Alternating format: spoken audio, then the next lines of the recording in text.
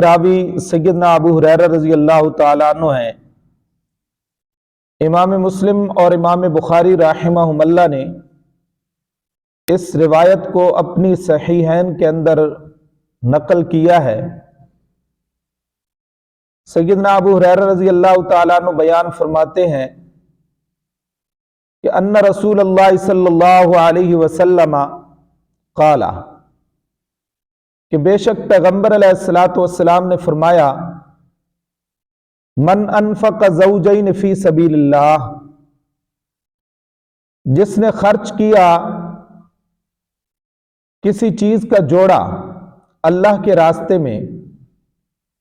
نودیہ تو وہ آواز دیا جائے گا، من ابواب الجنت،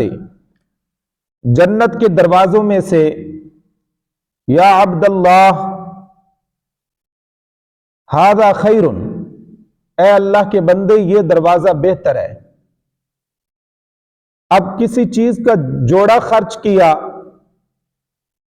مراد اس سے یا تو یہ ہے کہ 2 گھوڑے، 2 گائے، 2 بکرے خرچ کیے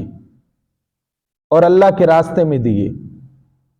یا اس سے مراد نر اور مادہ ہیں، بکرا بکری، گھوڑا گھوڑی، بیل گائے، یہ نر اور مادہ اللہ کے راستے میں خرچ کرتا ہے تاکہ اس نر اور مادہ کی آگے نسل بڑھے اور اس کو ثواب ملتا رہے۔ نمبر 2، فمن کان من اہل الصلاۃ، پیغمبر علیہ الصلوۃ والسلام نے فرمایا کہ جو شخص نمازیوں میں سے ہوگا، دعیہ تو وہ آواز دیا جائے گا، من باب الصلاۃ، باب الصلاۃ سے، نماز والے دروازے سے۔ اب وہ شخص نمازیوں میں سے ہوگا، مطلب یہ ہے کہ فرض نماز ادا کرنے کے ساتھ ساتھ وہ کثرت سے عبادت کرتا ہے اور نوافل وغیرہ پڑھتا ہے،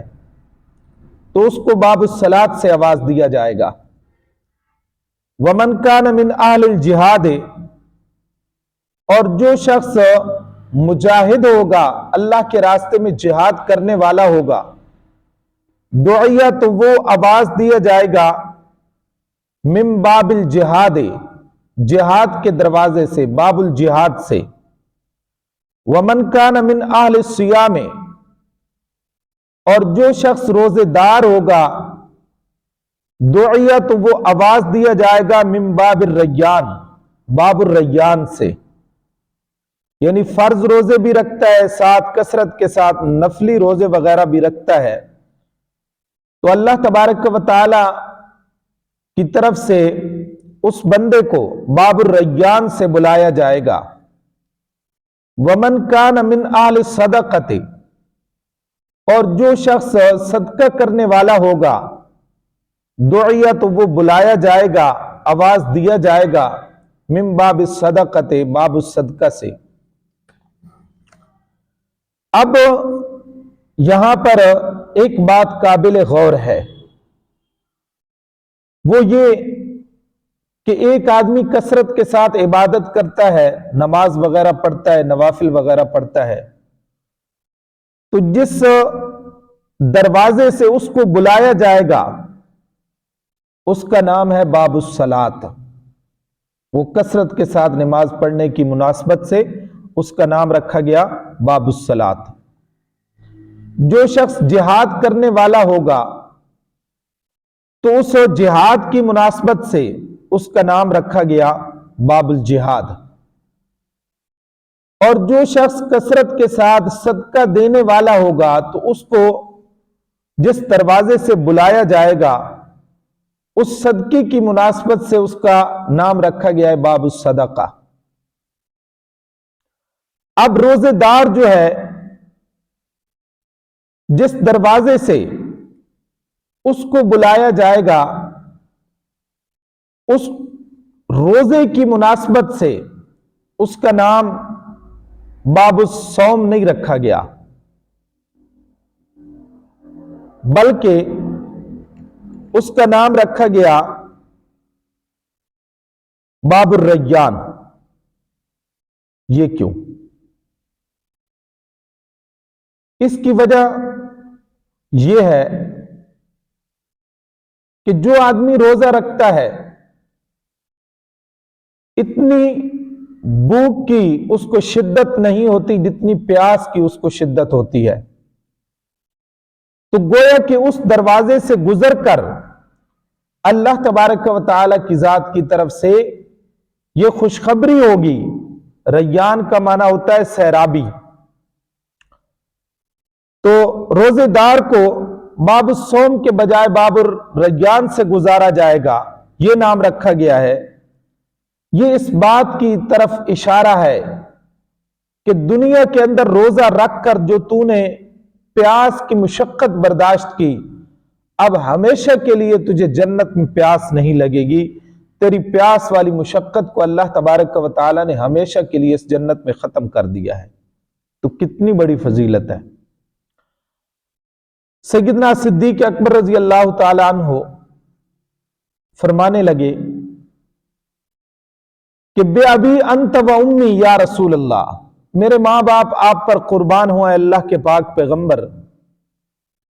ما علی من دعی من تلک الابواب من ضرورت، کہ ان سب دروازوں میں سے جس دروازے سے بھی کسی کو بلا لیا جائے گا اس پر کوئی نقصان نہیں ہے، وہ ہمیشہ کی راحت کے اندر ہے۔ فَهَلْ يُدْعَى أَحَدٌ مِّن تِلْكَ الْأَبْوَابِ كُلِّهَا، کیا کوئی ایسا خوش قسمت انسان ہے کہ جس کو جنت کے ان تمام دروازوں میں سے ہر دروازے سے بلایا جائے گا اور آواز دی جائے گی کہ یا عبداللہ ھذا خیر؟ پیغمبر علیہ الصلوۃ والسلام نے فرمایا نعم، ہاں۔ وَأَرْجُو أَن تَكُونَ مِنْهُمْ، اور میں امید رکھتا ہوں کہ تو انہی میں سے ہوگا کہ جس کو اللہ تبارک و تعالی کی ذات کی اس جنت کے ہر دروازے سے آواز آئے گی یا عبداللہ ذالک خیر، ھذا خیر، یا عبداللہ ھذا خیر۔ تو ایک تو یہ ہے کہ اس کے اندر اللہ تبارک و تعالی نے روزہ دار جو آدمی ہے اس کے لیے بڑی فضیلت بیان کی ہے کہ روزہ رکھنے والوں کو باب الریان سے جنت میں داخل کیا جائے گا اور ان کو باب الریان سے آواز دی جائے گی۔ اسی طرح ایک دوسری روایت ہے، حضرت سہل بن سعد رضی اللہ تعالیٰ عنہ حدیث پاک کے راوی ہیں، یہ بھی امام مسلم اور امام بخاری رحمہ اللہ نے اپنی صحیحین میں اس کو نقل کیا ہے کہ نبی پاک صلی اللہ علیہ وسلم نے فرمایا ان فی الجنت بابا یقال لہ الریان، کہ جنت کے اندر ایک دروازہ ہے جس کو باب الریان کہا جاتا ہے، یدخل منہ الصائمون یوم القیامت،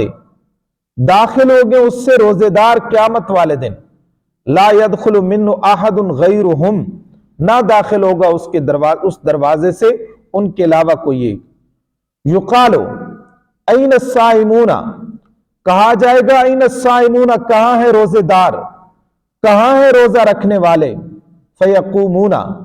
پس وہ کھڑے ہوں گے، لا يدخل، نہ داخل ہوگا اس سے کوئی ایک، غیرہم، ان کے علاوہ۔ فَإِذَا دَخَلُوا، پس جب روزے دار اس دروازے میں سے داخل ہو جائیں گے تو پیغمبر علیہ الصلوۃ والسلام نے فرمایا اغلق، وہ دروازہ بند کر دیا جائے گا، فَلَمْ يَدْخُلْ مِنْهُ أَحَدٌ، نہ داخل ہوگا اس میں سے کوئی ایک۔ تو یہ ماہ رمضان المبارک کا مقدس مہینہ اللہ تبارک و تعالی نے ہمیں ایک بار پھر زندگیوں میں نصیب فرمایا ہے اور ہماری زندگیوں میں آیا ہے۔ تو ایک تو رمضان المبارک کے مقدس مہینے کے روزے رکھنے ہیں، اللہ تبارک و تعالی ہمیں روزہ رکھنے کی بھی توفیق عطا فرمائے اور اس روزے کا احترام کرنے کی بھی توفیق عطا فرمائے اور اس کے جتنے بھی حقوق ہیں روزے کے وہ ادا